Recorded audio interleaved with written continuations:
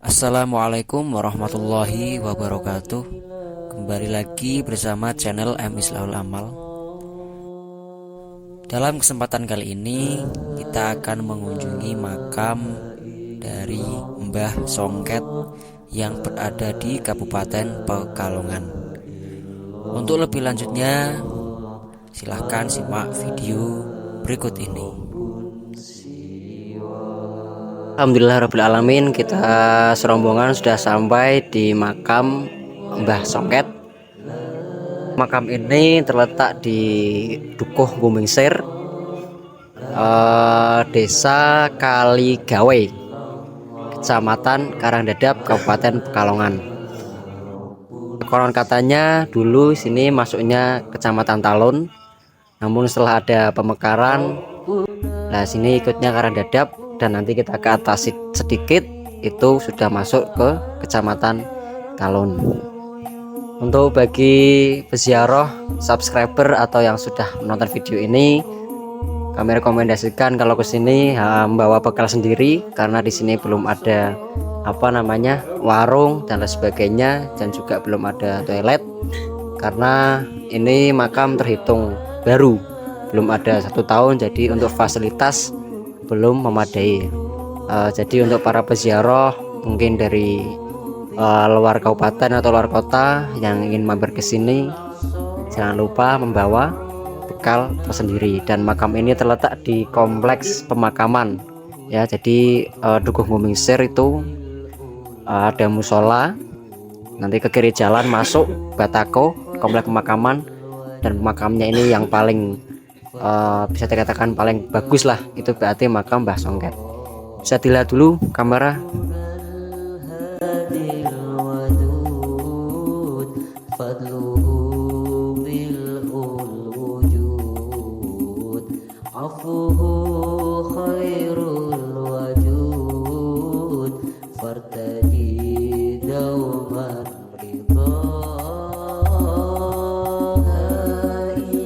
Sebelum kita ziarah, nanti kita akan sedikit berbincang-bincang dengan salah satu atau salah dua lah dari Duriyah Mbah Songket, karena kita sudah berada di makam dan kebetulan beliau ada di sini. Langsung saja kita berbincang-bincang sedikit mengenai pembangunan makam sampai ke pemanakib dari Mbah Songket itu sendiri. Nah, kita sudah bersama Duriyah dari Mbah Songket. Ini di samping kanan saya ada Kang Safik. Mau Kang sapa? Samping saya ada Mas Arwani. Assalamualaikum. Waalaikumsalam. Sedikit bertanya ini, Mas Safik dulu. Kita panggilnya Kang saja ya, untuk biar lebih akrab. Untuk mengenai makam sendiri itu dulunya itu bagaimana itu Kang? Kok isone kebentuk makam kok iki we? Dulu kan pertama saya kesini kan masih dalam bentuk makam biasa, belum ada cungkup dan sebagainya. Nah ini kok tiba-tiba berbentuk sudah bagus, itu bagaimana yang menurut Kang Safik ketahui sendiri? Monggo jawab. Assalamualaikum warahmatullahi wabarakatuh. Salam. Ini nanti saya kasih informasi, namun mungkin tidak lengkap ya, karena informasi dan istilahnya pembangunan makam itu tidak hanya satu gelintir orang saja. Jadi sebelum ini terbentuk ataupun terbangun, dulu pernah kurang lebih sekitar 6 tahun yang lalu sudah akan diwacanakan untuk dipugar ataupun untuk dibangun cungkup. Namun setelah dari pihak wilayah kampung sini sendiri itu tidak berani memutuskan hal itu tanpa dukungan ataupun resmi dari khususnya Duriyah yang ada di Karanganyar. Maka dari itu tokoh yang ada di lingkungan makam ini itu pernah melakukan sowan ke Karanganyar. Namun jawaban dari Dzurriyyah Mbah Songat yang ada di Karanganyar pun tidak berani memutuskan. Jadi semacam kayak saling lempar yang pada akhirnya bingung. Yang pada akhirnya itu gagal terbentuk pembangunan makam. Namun selang 6 tahun kemudian, berarti untuk tahun ini itu pembangunan makam alhamdulillah sudah terlaksana, karena ada seseorang dari salah satu Dzurriyyah Mbah Songat yang ada di Talun itu pernah bermimpi semacam kayak bisa jadi itu petunjuk ya. Itu katanya dalam mimpi tersebut suruh membangun makam, memugar ataupun memberi cungkup. Nah, kebetulan orang tersebut yang merasa ditemui ataupun diberi petunjuk tersebut itu ngobrol dengan salah satu Dzurriyyah juga yang ada di Talun, namanya Kang Sipur. Kang Sipur itu punya kiai di daerah Batang, tepatnya daerah Klawen, namanya kalau nggak salah itu Kiai Haji Abu Khair. Lah Kiai Kang Sipur tersebut setelah disowani dan istilahnya diberitahu, justru malah mendukung untuk pembangunan dan pemugaran makam. Nah, setelah itu Kang Sipur itu sowan juga ke Karanganyar, ketemu dengan Dzurriyyah Bani Songat yang generasi muda. Akhirnya secara sepakat generasi muda Dzurriyyah Bani Songat, generasi muda yang ada di Karanganyar itu semua alhamdulillah semangat. Akhirnya Dzurriyyah Bani Songat yang ada di Pangkah Karangdedap juga dihubungi, yang ada di Talun sendiri juga dikumpulkan, dan akhirnya tercetus untuk membangun makam di bawah komando Mbah Kiai Haji Abu Khair. Lah untuk pendanaan sendiri, untuk pendanaan makam ini kita melakukan swadaya dalam arti swadaya Bani Songat, tidak melibatkan unsur di luar Bani Songat. Untuk biaya material segala macam itu murni dari Bani Songat sendiri. Untuk tenaga pembangunan itu dari santrinya Kiai Haji Abu Khair. Mungkin kilas baliknya seperti itu untuk pembangunan makam. Itu kejadiannya kapan itu Bos berarti? Dari Talun ke Karanganyar dan menyepakati bahwa akan dibangun makam itu kapan itu? 2000 berapa? Untuk tahunnya itu tahun kemarin, tahun 2021. Jadi ini masih masih baru lah istilahnya. Belum ada 1 tahun, dan baru diresmikan kemarin bulan Syawal habis Lebaran. Jadi kita prosesnya langsung jalan, proyeknya jalan, pembangunan jalan, pendanaannya juga langsung mengikuti. Saknyet berarti ya. Oke, untuk selanjutnya ada Mas Arwani dari Pangkah. Sapa dulu Mas.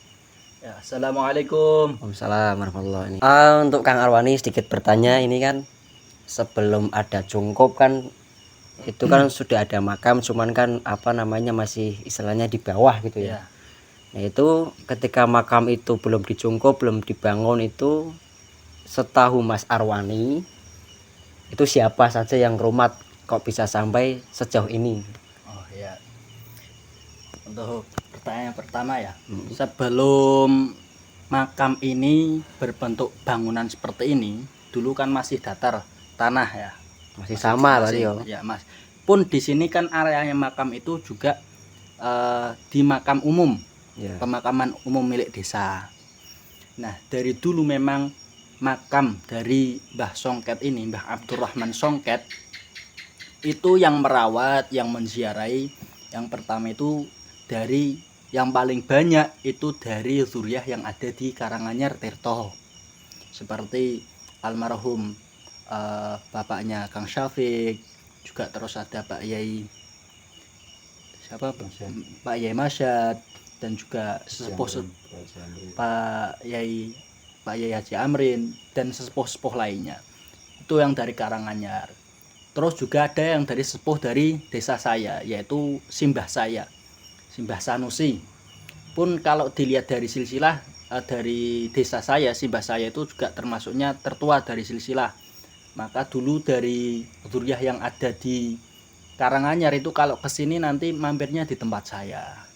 Memang dari dulu yang seperti tadi yang sudah disampaikan sama Kang Syafiq, dulu itu memang sudah ada keinginan atau kemauan agar makam ini untuk dipugar. Tetapi pertimbangannya itu banyak, juga pun dari simbah saya dulu, almarhum Simbah Sanusi itu juga dimintai pertimbangan.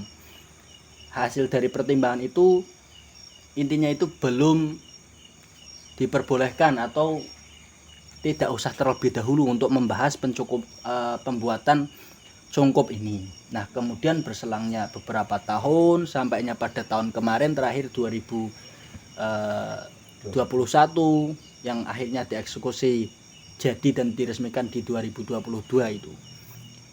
Seperti tadi yang sudah disampaikan.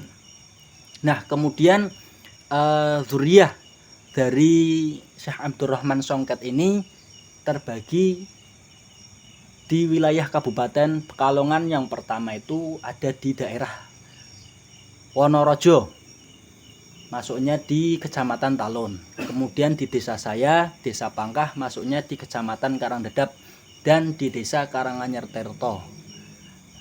Itu, tetapi dari situ ada beberapa saudara kami yang juga menikah, mendapat orang Batang, juga ada saudara yang tinggal di daerah Banyurip, Jakarta. Juga yang dari Jakarta itu malah ada Pak Yai Bukhari yang juga menjadi pengurus besar dari Masjid Istiqlal. Juga ada Pak Yai Abdul Ghani yang perannya di daerah tersebut juga tidak kecil lingkupnya. Juga beliau termasuk orang-orang besar. Mungkin hanya itu saja ya yang bisa saya sampaikan. Dan Terima kasih. Oke, tadi kan sempat disebut nama Syekh Abdurrahman itu. Nah, Syekh Abdurrahman itu kan nama yang bisa dikatakan asing, apalagi untuk kalangan yang sepuh, yang tua itu. Nah, itu ada nama Syekh Abdurrahman itu dari siapa dan sumbernya dari mana? Itu bisa dijawab siapa dulu nih? Kang Syafiq. Jadi untuk asal usul nama Syekh Abdurrahman itu saya sendiri juga sebenarnya tutur tinular dari seseorang yang sebelum adanya nama Syekh Abdurrahman itu kan yang paling terkenal dan sangat membenak di pikiran para duriahnya itu ya Mbah Songket itu. Lah cuman mungkin dari salah satu duriahnya Mbah Songket itu ada yang memiliki ibaratnya pengetahuan yang lebih luas ataupun punya kawan atau punya guru yang mungkin di dalam bidangnya tersebut. Makanya nama Syekh Abdurrahman itu muncul tidak dari awal, muncul itu istilahnya di pertengahan, justru tidak jauh dari pembangunan makam. Ketika sudah berproses baru ada nama. Salah satunya beliau Mbah Kiai Haji Abdul Khair, salah satu guru pengasuh pondok pesantren yang dimana salah satu duriahnya Mbah Songket tersebut mondok di pondok tersebut juga menyebutkan bahwa Mbah Songket itu namanya itu, nama lainnya itu ya Syekh Abdurrahman. Berarti Gus Abu itu juga membenarkan bahwa Mbah Songket itu namanya Syekh Abdurrahman. Iya, begitu. betul. Ya. Mungkin ada cerita yang apa namanya tidak masuk akal atau cerita yang sedikit mistis, itu bukan bagaimana-mana, cuma untuk pengetahuan saja mengenai Mbah Songket atau mengenai proses pembangunan makam Mbah Songket. Itu Kang Arwani ada nggak Mbah Songket atau pembangunan itu? Kalau ini cerita dari bapak saya. Oh ya.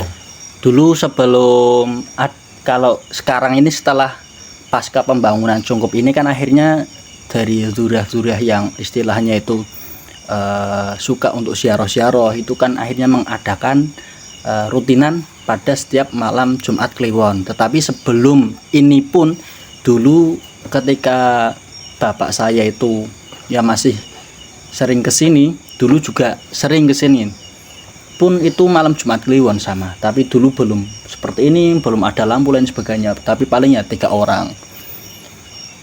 Bapak saya cerita gini, bapak saya masuk ke area pemakaman, suasananya biasa, tenang, tidak berawan, bahkan langit itu terlihat terang bulan. Kemudian sampai di sini ziarah, yasin, tahlil, selesai keluar dari makam. Sedangkan di luar makam itu kan ada penduduk nih, depan makam sini kan juga ada pemukiman. Ada tetangga itu istilahnya itu ngelarui, manggil, tanya pada bapak saya, sampean endi nembe ziarah saka makame Mbah Songket? Lho apa ora kudanan? Padahal nembe iki nang kene ya udan gede, wong bekase isih banyu akeh. Padahal bapak saya itu ziarah di sini kondisinya sama sekali tidak hujan, gerimis pun tidak. Tetapi ketika sudah masuk, ketika keluar dari area makam, di luar itu hujannya besar. Pun di situ Mas, karena di sini tuh areanya itu agak miring ya, mau masuk ke pegunungan, jadi aliran air itu ya masih terlihat agak deras. Itu. Kemudian kejadian yang mungkin ya tidak masuk akal juga selama pembangunan pertama kumpul itu anggaran itu cuma kalau nggak salah kurang dari 15 juta.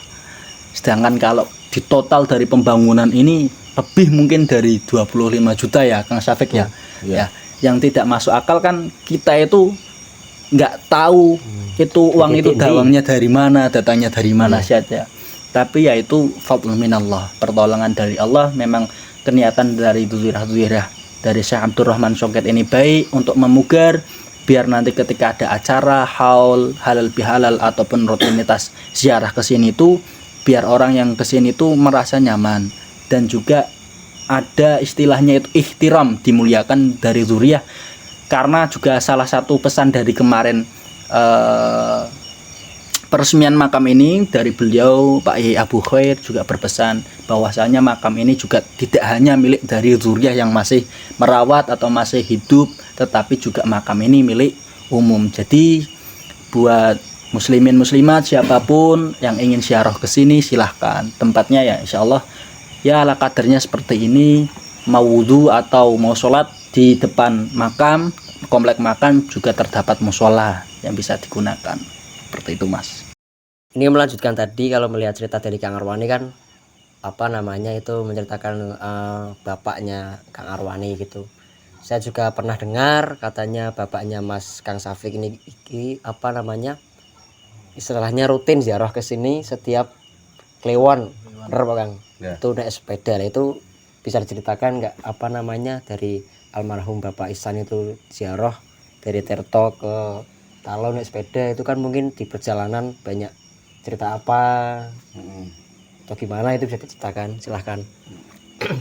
Jadi kalau waktu itu Bapak ada rutinan sendiri setiap pagi di hari Jumat Kliwon, itu berawal dari pernah Bapak itu mimpi, dibilang mimpi enggak, dibilang nyata juga enggak, karena posisi waktu itu kata beliau Bapak itu posisinya setengah sadar setengah enggak. Waktu itu Bapak dipanggil. Di daerah mana Pak itu Kang? Hah? Di daerah mana Pak itu dipanggil? Itu di rumah, Oh, di di rumah rumah. Bapak, di rumah Bapak sendiri. Waktu masih tidur. Oh. Ya, dipanggil oleh suara, tapi manggilnya itu tidak nama.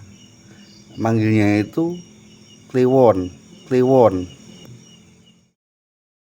Pertama sekali dipanggil Kliwon. Bapak mendengar setengah sadar setengah tidak. Terus ada panggilan lagi Kliwon. Nah, panggilan yang kedua ini Bapak posisinya sudah istilahnya mata sudah nggak terpejam, masih kedengaran. Yang ketiga kali ada panggilan lagi suara Kliwon, cuman suara itu sudah agak sedikit mengecil dan arahnya itu ke selatan dari rumah Bapak. Nah, itu posisi panggilan yang ketiga. Bapak itu sudah terbangun dari tidur dan duduk, tapi masih kedengaran suaranya. Nah, dari situ Bapak mungkin mencerna ataupun menafsiri sendiri bahwa itu adalah sebuah isyarat panggilan. Bapak itu disuruh untuk ziarah setiap Jumat Kliwon. Makanya Bapak mengusahakan apapun keadaannya setiap pagi habis subuh itu ziarah ke sini, ke Mbah Songket. Sampai waktu itu kan Bapak pernah ada kecelakaan, naik motor jatuh. Akhirnya setelah itu kan Bapak nggak berani naik motor lagi. Akhirnya setiap ziarah di pagi Jumat Kliwon itu pakainya sepeda. Dan itu berapa kilometer ya kira-kira ya? Tik Talun tekan Tik Tirto sampai ke Talun. kurang lebih sekitar 25 meter 25 km sampai 30 km kurang lebih. 30 km naik sepeda dari Tirto sampai ke Talun. Itu berlangsung bertahun-tahun, nggak cukup setahun 2 tahun, sampai Bapak itu kondisi fisiknya melemah. Bahkan untuk naik sepeda itu sudah agak susah. Nah, baru setelah dia merasa secara fisik itu kurang, dia itu mungkin nggak hadir ke makamnya, tapi secara batiniah mungkin hadir. Itu aja yang bisa saya infokan. Oke, kita lanjutkan. Untuk sekarang kita membahas masalah silsilah itu Kang. Kalau Kang Safik bisa gak Mas? Kalau Kang Safik itu kan berarti sampai sekarang itu keturunan keberapa itu Kang? Dari Mbah Songket punya anak banyak, sampai Kang Safik itu berarti keberapa? Kalau untuk silsilah, insya Allah kalau nggak salah saya ada di generasi ke-6. Kalau saya hitung dari saya, karena Safik bin Ihsan, Ihsan bin Marzuki, Marzuki bin Nurul Huda, Nurul Huda bin Abdus Salam, Abdus Salam bin Maimunah, Maimunah binti Mbah Songket. Itu silsilah juga kalau tidak salah lahir di tahun 2002. Lahir di tahun 2002. Waktu itu sebagian Dzurriyyah Bani Songket yang ada di Karanganyar merasa terpanggil untuk ibaratnya mengumpulkan semua dzurriyyah-dzurriyyahnya Mbah Songket yang tersebar di mana-mana. Di antaranya membuat buku silsilah. Sampai sekarang insya Allah buku silsilah masih ada. Berarti masih terjaga itu. Masih terjaga, dan sebagai generasi saya itu tugasnya untuk melanjutkan. Jadi proses untuk pembuatan silsilah dulu juga tidak mudah. Karena apa? Keterbatasan informasi satu. Kedua, mungkin orang-orang yang sekarang, yang waktu itu masih hidup, yang usianya sudah sepuh tapi tidak mendalami masalah silsilah ataupun lupa. Jadi setahap demi setahap, prosesnya memang agak panjang. Itu kalau tidak salah sepengetahuan saya, ada beberapa orang, diantaranya satu Bapak Ihsan, kedua Bapak Ustadz Ahmad Sopir, ketiga Bapak Ane Penyuh siapa? Disolehin. Bapak Solihin.